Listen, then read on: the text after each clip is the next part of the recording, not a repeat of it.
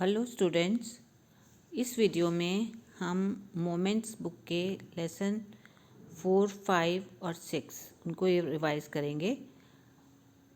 Lesson 4 है in the kingdoms of फूल, 5 है happy Prince, फिर लेसन 6 जो है आपके रिलेटेड है, तो 7 जो है वो है द लास्ट लीफ। तो अब सबसे पहले हम इन द किंगडम ऑफ फूल्स की एक समरी जो है वो समझते हैं। जी, ये जो लेसन है एक ऐसे राज्य के बारे में है जो इनका जो राजा है वो बहुत बड़ा मूर्ख है, और एक गुरु और उसका डिसिपल होता है शिष्य। गुरु और शिष्य उस राज्य में पहुंचते हैं और वहाँ क्या देखते हैं कि रात के समय, दिन के समय वो वहाँ पहुँचते हैं तो सब लोग सोए होते हैं, और जैसे ही रात होती है तो सब उठकर काम करने लगते हैं। इवन एनिमल्स भी जो है वो दिन में सोते हैं और रात को काम करते थे। तो ये देखकर दोनों जो गुरु और उसके शिष्य थे उनको बहुत हैरानी हुई कि ये कैसा देश है, कैसा राज्य है। तो फिर जब शिष्य को भूख लगी तो उसने ये देखा कि हर चीज़ की कीमत जो है वो एक डड्डू है। जैसे हमारे यहाँ एक कह लीजिए कि 1 रुपये है, तो 1 डड्डू ही सिर्फ उसकी कीमत है। तो हर चीज़ की, चाहे कितनी ही बड़ी से बड़ी चीज़ हो, छोटी से छोटी चीज़ हो, सभी चीज़ों की कीमत एक है।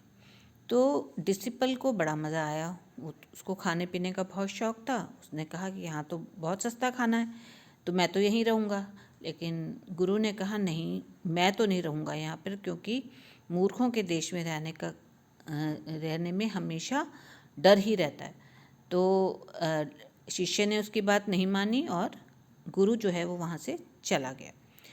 अब धीरे धीरे वो तो खा पी के मोटा हो गया, और इधर जो राजा है उसके पास एक शिकायत आती है कि एक चोर जो है वो सेंध लगा रहा था एक मर्चेंट के घर में, उसकी दीवार को तोड़ रहा था, और वो काम करते हुए वो जो दीवार थी वो उसके ऊपर गिर गई और वो मर गया। तो उसका जो केस था वो राजा के सामने लाया गया, और जब ये बात हुई कि भी कौन है इसका गुनहगार, तो जो चोर का भाई आया था उसने बताया कि किस तरह जो दीवार थी वो एक रिच मर्चेंट, एक साहूकार है, उसके घर की दीवार थी। तो उसको उसकी वजह से मेरा भाई मारा गया। तो जब उसको बुलाया गया तो वो कहता है कि ये तो जो मेरे समय में तो ये नहीं हुआ, मेरे पिताजी के समय में ये दीवार बनाई गई थी, और उस समय जो मिस्त्री था उसने गलत जो है वो सही ढंग से नहीं बनाई दीवार, और इस कारण से वो जो है उसको सज़ा मिलनी चाहिए। जब उसको बुलवाया गया मिस्त्री को, मेसन को या ब्रिकलेयर को, तो उसने बताया कि उस समय उसके सामने से एक जो नृत्यकी थी, एक डांसर थी, वो जा रही थी बार बार, और उसने पैरों में एंकलेट्स पहने पाजेब, और क्योंकि वो बार बार आ जा रही थी तो उसके शोर की वजह से मेरा ध्यान भटक रहा था, इसलिए मैंने जो दीवार है वो ठीक से नहीं बना पाया। तो अब उस नृत्यकी को बुलाया जाए, उस डांसर को बुलाया जाए। जब डांसर को बुलाया गया तो उसने कहा कि इसमें मेरा भी कसूर नहीं है, क्योंकि जो यहाँ का जो एक अमीर जो मर्चेंट है, एक गोल्ड स्मिथ है, उसको मैंने कुछ गहने बनाने को दिए थे और मैं वहाँ आ जा रही थी, क्योंकि उसने मुझे समय पर गहने नहीं दिए। तो फिर जी गोल्ड स्मिथ को बुलाया गया। गोल्ड स्मिथ ने आकर कहा कि इसमें मेरा भी कसूर नहीं है, क्योंकि जो एक रिच मर्चेंट है उसके यहाँ कोई शादी थी, उस वजह से उन्होंने जो है ऑर्डर दिया हुआ था गहनों का, और उस वजह से इनके गहने जो हैं, डांसर के गहने टाइम पर नहीं बन पाए। तो वो रिच मर्चेंट कौन था? वो वही मर्चेंट था जिसके घर की दीवार से के बीच नीचे आकर के जो चोर था उसकी मृत्यु हुई थी। तो इस प्रकार से जो है वापस जो है रिच मर्चेंट को ही कल्प्रिट माना गया। और उसके बाद राजा ने फांसी की घोषणा कर दी। फांसी की घोषणा की तो जो वो फंदा आया, स्टेक बोलते हैं उसको, जो स्टेक आया वो इतना बड़ा था कि वो उसके गले में फिट नहीं आया, मर्चेंट के गले में फिट नहीं आया। तो राजा ने कहा नहीं, फांसी तो लगेगी लगेगी, तो इसलिए किसी ऐसे व्यक्ति को ढूंढा जाए जिसकी गर्दन में ये जो फंदा है, जो ये स्टेक है, वो फिट आ जाए। और जब ढूंढा गया तो कौन पकड़ में आया? डिसिपल, क्योंकि वो खा खा के मोटा हो चुका था। तो डिसिपल को बुलाया गया। जब डिसिपल के ऊपर ये इतनी बड़ी आपदा आई तो उसको एकाएक अपने गुरु की याद आई। और फिर उसने जब गुरु को याद किया तो गुरु ने आकर उसको एक प्लान बताया। और उसमें गुरु ने कहा कि नहीं महाराज, मुझे पहले फांसी दो। शिष्य कहता है नहीं, मुझे पहले फांसी दो। तो राजा पूछता है आखिर तुम दोनों फांसी लेना क्यों चाहते हो? तो गुरु ने बताया कि असल में जो व्यक्ति पहले इस फंदे पे फांसी चढ़ेगा वो इस देश का अगले जन्म में राजा बनेगा, और जो बाद में चढ़ेगा वो उसका मंत्री बनेगा। तो इस प्रकार राजा जो था उसको था तो मूर्ख, उसने सोचा ये तो ऐसे कैसे हो सकता है, मुझे ही बनना है अगले जन्म में भी राजा। तो उसने कहा कि सीक्रेटली, चुपचाप जो है राजा और उसके मंत्री दोनों ही फांसी पर चढ़ गए और गुरु और शिष्य बच गए। और वहाँ के लोगों ने फिर उन दोनों को ही राजा और मंत्री बना दिया और फिर सही तरीके से राज्य चलने लगा। तो अब इसके क्वेश्चन डिस्कस करते हैं। Question 1, what are the two things the guru and the disciple find in the kingdom of fools? वो दो चीज़ें क्या थी गुरु और शिष्य ने जो किंगडम ऑफ फूल्स में उन्हें देखने को मिली? Answer A, the people slept during the day and work during the night. दिन में सोते थे और रात को काम करते थे। They could buy anything for a single duddu, कोई भी चीज़ खरीदो वो एक डड्डू में ही मिल जाती थी।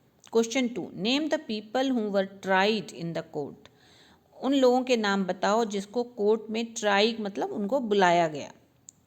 Who was the real culprit, वास्तविक जो कल्प्रिट था वो कौन था? तो answer, a merchant, a bricklayer, a dancer and a Goldsmith were tried.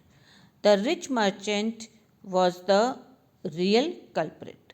जो वास्तविक जो कल्प्रिट था, अपराधी था, कल्प्रिट मैंने अपराधी, तो जो रियल कल्प्रिट था वो था रिच मर्चेंट। तो यहाँ पे जो ये मर्चेंट है, ब्रिकलेयर है, डांसर है और गोल्डस्मिथ, इन चार लोगों को बुलवाया गया। Question 3, how does the Guru save his disciple? गुरु ने अपने शिष्य की जान कैसे बचाई? सेव मतलब उसकी जान कैसे बचाई? Answer, the disciple was greedy, बहुत डिसिपल लालची था। He was caught for execution, उसको पकड़ लिया गया, एग्जीक्यूशन मैंने फांसी के लिए। द गुरु वॉज वाइज, जबकि गुरु कैसा था? बहुत समझदार था। ही बीफूल्ड द किंग, उसने राजा को बहुत बेवकूफ़ बनाया। He said that whomsoever would die first would become the king in the next birth, जो पहले मरेगा उसको वो अगले जन्म में राजा बनेगा। The king and the minister agreed to die, तो ये बात सुनकर जो राजा और उसका मिनिस्टर था, दे बोथ एग्रीड मतलब मान गए, उन्होंने कहा कि हम मरेंगे पहले। तो इस तरह से गुरु ने अपने डिसिपल की रक्षा की। तो ये बेटे बहुत शॉर्ट में आंसर्स हैं, लेसन तो बहुत बड़ा है लेकिन शॉर्ट में आंसर्स हैं, इनको आप याद करिए। और ये मिनिमम इतनी लाइनें तो याद होनी चाहिए, कोई भी क्वेश्चन आ जाए इस लेसन का वो आंसर करने के लिए। तो इस लेसन को प्रिपेयर करिए। नेक्स्ट है सेकेंड लेसन है, नेक्स्ट 5th लेसन है द हैप्पी प्रिंस। अब जो हैप्पी प्रिंस है ये एक ऐसे प्रिंस की कहानी है, ऐसे एक राजकुमार की कहानी है जो हमेशा खुश रहता था। खुश क्यों रहता था? क्योंकि उसे महलों में रखा गया था और महल से बाहर वो कभी आया नहीं और महल में दुख को एंटर करने की परमिशन नहीं थी। तो वो हमेशा उसने कभी दुख देखे ही नहीं थे। लेकिन जैसे ही वो मरा, उस मरने के बाद उसका जो स्टैचू था जो शहर के सबसे ऊपरी भाग में लगा दिया गया और वहाँ से जब वो स्टैचू बन गया तो उसको सारा शहर दिखाई देता था और वहाँ उसने देखा कि शहर में बहुत गरीब लोग रहते हैं, बहुत सफरिंग्स हैं, बहुत दुख हैं लोगों के। तो और जो प्रिंस था उसके जो स्टैचू था उसके ऊपर सारे स्टैचू की जो ड्रेस थी वो सोने की पत्तियों से बनाई गई थी। उसकी जो वो थी तलवार थी उसमें रूबी लगा हुआ था और जो उसकी आंखें थी उन दोनों में बहुत ही प्रेशियस, बहुत कीमती पत्थर लगे हुए थे, सफ़ायर्स लगे हुए थे। तो जब प्रिंस को जब ये उसने देखा तो उसकी आंखों में आंसू आने लगे और उसी जब एक स्वेलो थी, एक पक्षी था, वो इजिप्ट जा रहा था लेकिन वो रास्ते में उस स्टैचू के नीचे रुक गया क्योंकि रात हो गई थी। तो जब वो उसके नीचे बैठा हुआ था तो उसके ऊपर पानी की बूंदें डली आई। तो उसने सोचा कि मेरे ऊपर ये पानी की बूंदें क्यों आ रही हैं जबकि बादल तो है नहीं। तो उसने ऊपर देखा कि जो प्रिंस था उसकी आंखों से आंसू आ रहे थे और फिर प्रिंस ने उसको बड़ी रिक्वेस्ट की कि वो रुक जाए और जो जितना भी उसके शरीर पर जो ये कीमती चीज़ें हैं वो लोगों में बांट दे। तो इस तरह से फिर स्वेलो शुरू में तो वो माना नहीं लेकिन बाद में वो उसकी बात मान जाता है और लोगों की भलाई के लिए वो तैयार हो जाता है सारी काम करने के लिए। और इसलिए सबसे पहले वो जो है वो किस किस की मदद करता है। एक तो जो है सीमस्ट्रेस होती है, दर्जिन होती है, उसका बेटा बीमार होता है, उसके पास खाने के लिए नहीं होता कुछ, उसकी मदद करता है। उसके बाद एक प्ले राइट होता है, बहुत ठंड में ठिठुर रहा होता है और वो अपना प्ले नहीं लिख पा रहा है तो उसके लिए उसकी मदद करता है।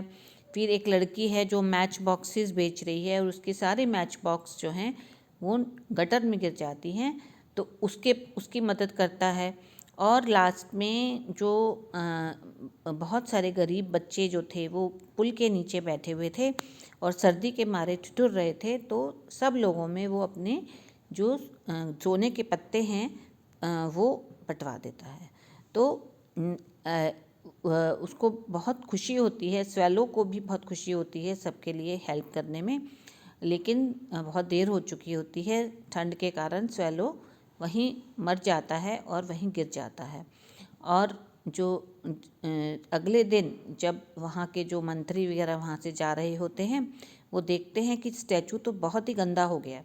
तो इस स्टैचू को जो है वो यहाँ लगाने लायक नहीं है तो वो उसको पिघलने के लिए छोड़ देते हैं, पिघलने के लिए भेज देते हैं। जब उसको पिघलाया जाता है तो सब कुछ पिघल जाता है लेकिन उसका जो दिल होता है, हार्ट होता है, वो नहीं पिघलता।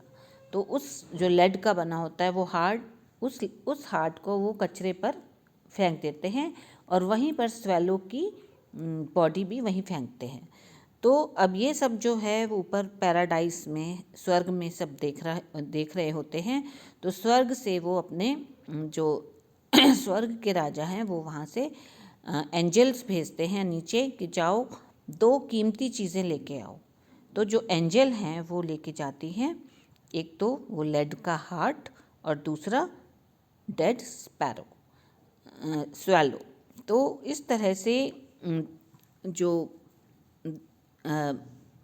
गॉड है वो कहता है कि हाँ तुम बिल्कुल ठीक जो है 2 प्रेशियस चीज़ें लाए हो, सबसे कीमती, क्योंकि इन्होंने बहुत अच्छे काम किए थे, वो स्वर्ग के में ही रहने के लायक है।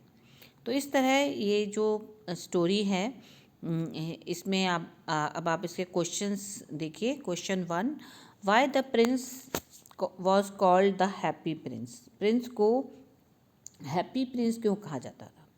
The prince lived in a palace where sorrow was not allowed to enter. Sorrow मैंने दुख, allowed to enter, not allowed to enter. Sorrow दुखों को अंदर नहीं जाने दिया जाता था। So he was always happy.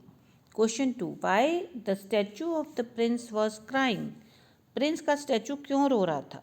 The prince was sad because he was unable to help the poor people, क्योंकि वो मदद नहीं कर पा रहा था गरीब लोगों की।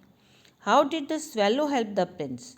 The swallow distributed the gold leaves and the precious ruby and sapphires to poor people. उसने मदद की ये सब चीज़ें बांटने में। What are the two precious things angels bring to the paradise? The angel brought the leaden heart and the dead sparrow। नहीं, ये swallow ही लिखिए, swallow, swallow, dead swallow। they had done good deeds, क्योंकि good deeds मैंने बहुत अच्छे काम उन्होंने किए थे। तो बेटा ये बहुत ही सिंपल लैंग्वेज में है, इन क्वेश्चंस को याद करिए और अपने एग्ज़ाम, एनुअल एग्ज़ाम के लिए तैयारी करिए। अब जो नेक्स्ट चैप्टर है वो है the last leaf. The last leaf जो स्टोरी है, ये एक लड़की है जॉन्सी और सू, ये दो फ्रेंड्स हैं, उनकी स्टोरी है। जॉन्सी को एक बहुत बीमारी हो जाती है, निमोनिया की बीमारी है उसको, और वो उसने जीने की होप, इच्छा जो है वो छोड़ती है। डॉक्टर को बुलाती है सू, लेकिन उसके ऊपर दवाइयों का असर नहीं होता। और धीरे धीरे सू को पता चलता है कि वो जो बाहर, कमरे के बाहर एक आइवी क्रीपर, एक बेल जा रही थी, जिसके ऊपर पत्तियां जो थी पतझड़ के मौसम की वजह से, तेज़ हवाओं की वजह से उड़ रही थी, झड़ रही थी, और जॉन्सी उनको गिनती थी कि अब इतनी पत्तियां रह गई, इतनी पत्तियां रह गई। तो जब सू ने उससे पूछा कि तुम क्या कर रही हो, तब उसने बताया कि जब ये इतनी पत्तियां जो गिर रही हैं, वो मैं भी उन्हीं की तरह टायर्ड हो गई हूँ, और जिस दिन ये लास्ट पत्ती गिरेगी उस दिन मेरी डेथ हो जाएगी। तो सू को उसकी बहुत चिंता होती है, वो उसको कोशिश करती है चीयर अप करने की, उसका बहुत ध्यान रखती है, लेकिन उसको देख के उसे मन में डर भी लगता है।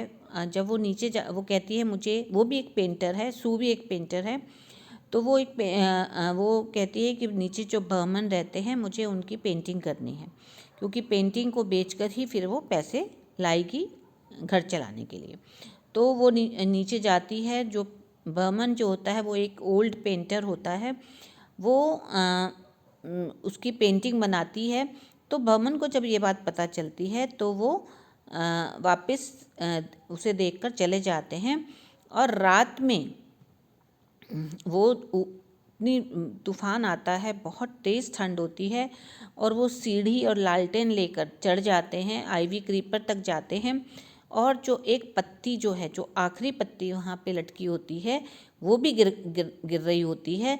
तो उसकी जो पेंटिंग है वो वहाँ पर क्रीपर पे करते हैं, और इतनी ठंड में वो क्योंकि यह सब कर रहे हैं, तो उनकी मृत्यु हो जाती है जब वो नीचे वापस आते हैं। तो अगले दिन जब ये खबर मिलती है, और जॉन्सी जो है वो कमरे से बाहर देख रही होती है, तो वो कहती है देखो ये पत्ती अभी तक नहीं गिरी, आखिरी पत्ती नहीं गिरी। वो कहती है कि मैं ही गलत थी, ये पत्ती तो बिल्कुल बिल्कुल फ्रेश लग रही है, और मैं ही गलत थी, मुझे इतना जो है निराश नहीं होना चाहिए था।